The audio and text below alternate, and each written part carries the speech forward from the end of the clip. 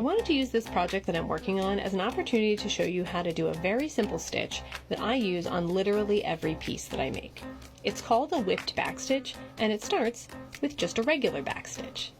So you can see here I'm doing a series of short, straight stitches all along my outline. Each stitch is about the length of a grain of rice, and I'm just going to keep going until I get to the end of my mushroom cap. A regular backstitch is a great foundational stitch to learn because it pairs really well with other stitches and will work for almost any embroidery project you have.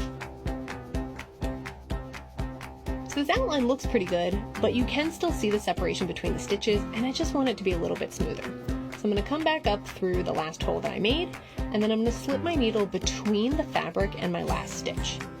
And then I'm just going to keep doing that on each stitch all the way back along this line of stitches I made.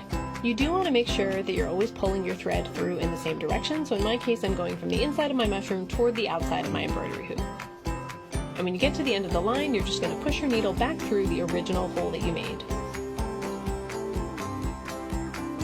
And that's a whipped backstitch.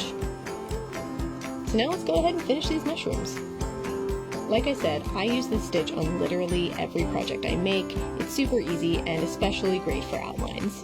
In the case of this project, I used a combination of single, double, and even 3-strand embroidery floss to get the different thicknesses and the overall look that I was going for. But that's it, a super easy stitch with an absolutely beautiful outcome. Let me know if you decide to give it a try.